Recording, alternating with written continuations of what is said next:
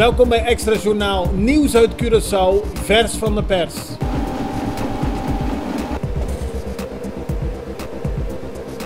En dit is het nieuws van vandaag.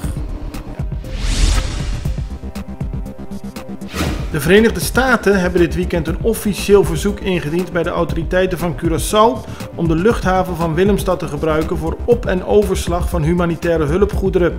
Het gaat om voedsel, medicijnen, water en andere hulpgoederen bestemd voor de Venezolaanse bevolking.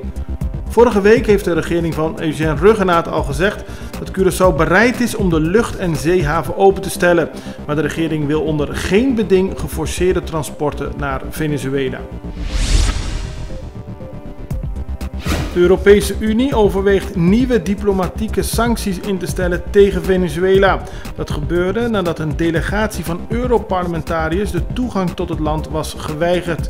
Ze waren er aangekomen op uitnodiging van Juan Guaidó, de huidige voorzitter van het Venezolaanse parlement. Volgens Guaidó waren de parlementariërs welkom, maar eenmaal in Caracas werden de diplomatieke paspoorten ingenomen en werden de parlementariërs op het eerste vliegtuig terug naar Madrid gezet.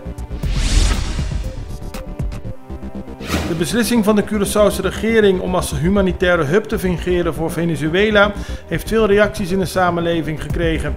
Een groep Venezolaanse bewoners van Curaçao, georganiseerd onder Fundación Phoenix, gaat vanmiddag om 5 uur een steunbetuiging voor het beleid van de regering organiseren. Het gebeurt op het Wilhelminaplein.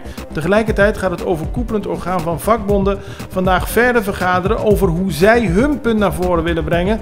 Namelijk dat het onverstandig is dat Curaçao zich bezighoudt met internationale spanningen.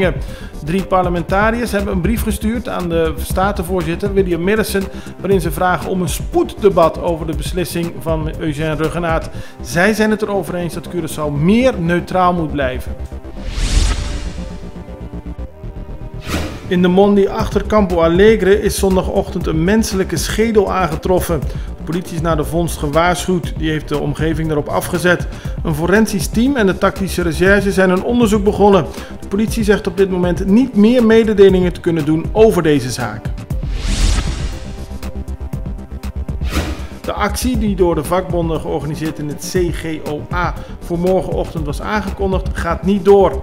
Reden voor de actie was een brief die minister Conquet van Bestuur, Planning en Dienstverlening rechtstreeks aan de ambtenaren had geschreven over onder meer de loontreden en de verhoging van 3% van het loon. Volgens de vakbonden had Conquet niet rechtstreeks met de ambtenaren moeten onderhandelen, maar had dat via de vakbonden moeten gebeuren.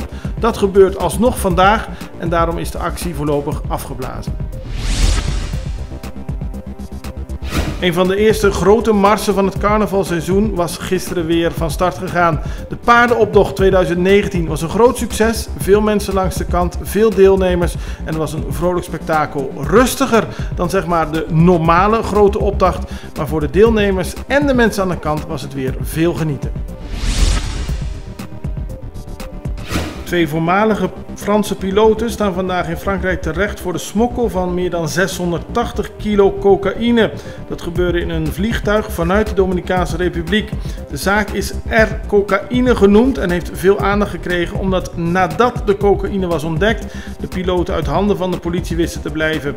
Bij verstek zijn ze veroordeeld tot 20 jaar. Nu staan ze daadwerkelijk zelf voor de rechter, maar ze ontkennen dat er cocaïne in het vliegtuig aanwezig was. Dit was Extra Journaal met nieuws uit Curaçao in het Nederlands, elke doordeweekse dag. Tot de volgende keer.